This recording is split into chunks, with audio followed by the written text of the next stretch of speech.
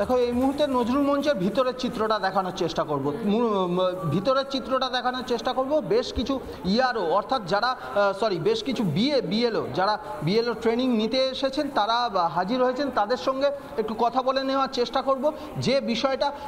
দাদা একটু কথা বলবো, আপনার কোন বিধানসভা? আচ্ছা, কোন বিধানসভা আপনার? কসবা বিধানসভা। যেভাবে রাজ্য জুড়ে বিএলওদের হুমকি দেওয়া হচ্ছে, কাজ করতে কোথাও ভয় বা এখন না গেলে কি করে বুঝবো? আমরা তো এখন তো কাজই স্টার্ট হয়নি। কাজ শুরুর আগে এইভাবে হুমকি দেওয়াটা কি ঠিক? না, সেটা হাওয়াতে কি হয়েছে সেটা বলে কি করবো?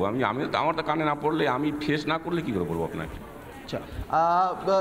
আমি দেখানোর চেষ্টা করব যে বিএলও যারা আজকে ট্রেনিং নিতে এসেছেন তারা কিন্তু অলরেডি একটা বড় পরিমাণে এখানে চলে এসেছেন। তাদের আরও কয়েকজনের সঙ্গে একটু কথা বলবো। ম্যাডাম একটু কথা বলবো, কোন বিধানসভা আপনার? আমার 150 যাদবপুর।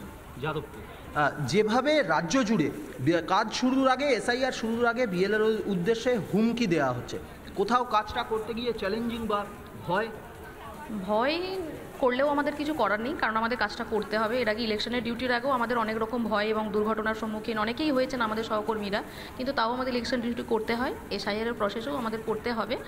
যদি বলেন একটু সামান্য টেনশন আছে, তবে আশা রাখছি কমিশনের উপরে আমাদের সম্পূর্ণ নিরাপত্তা দেওয়া হবে।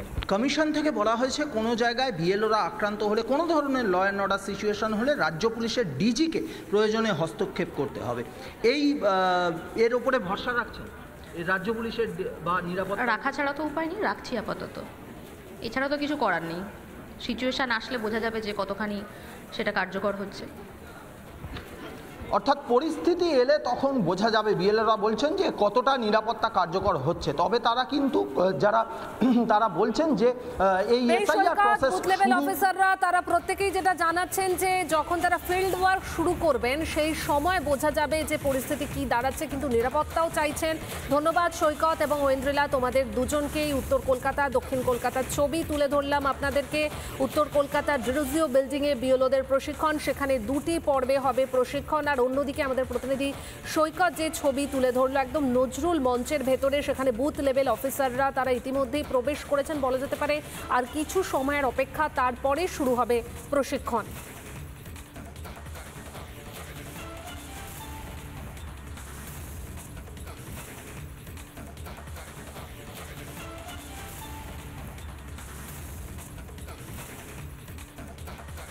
আপনাদের দেখাচ্ছি বুথ লেভেল অফিসারদের যে প্রশিক্ষণ শিবির আজকে, সেই প্রশিক্ষণ শিবিরের ছবি আমরা আপনাদের সামনে তুলে ধরছি। একদিকে যেমন আমরা দেখালাম উত্তর কলকাতার ডিরোজিও বিল্ডিং, সেখানে বিএলওদের প্রশিক্ষণ 2টি পর্বে, সেখানে প্রশিক্ষণ 2 ঘন্টার প্রশিক্ষণে বোঝানো হবে এসআইআর এর কাজ।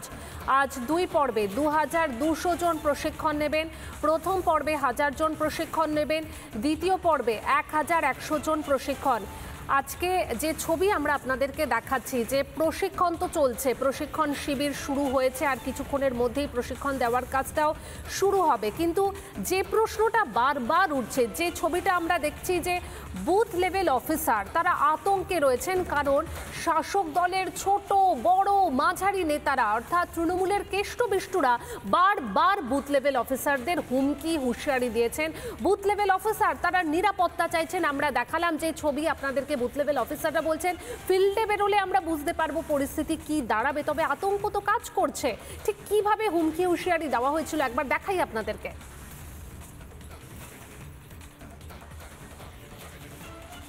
হুমকি মানে ধরুন যেটা শুনতে পাচ্ছি সেটাতে একটু ভয়ের বাতাবরণ তৈরি হয়েছে। আশা রাখছি, ভরসা করছি যে নিশ্চয়ই আমাদের নিরাপত্তা ব্যবস্থা সঠিক হবে। এবং যেহেতু এটা স্টেটের ব্যাপার, স্টেটও আমাদেরকে, আমরা তো স্টেটেরই কর্মচারী না, সবার শুভ বুদ্ধির ওপর আমরা ভরসা রাখছি। নানা ধরনের কন্টেন্ট দেখার জন্য লাইক করুন, শেয়ার করুন আমাদের ফেসবুক পেজ, সাবস্ক্রাইব করুন আমাদের ইউটিউব চ্যানেল।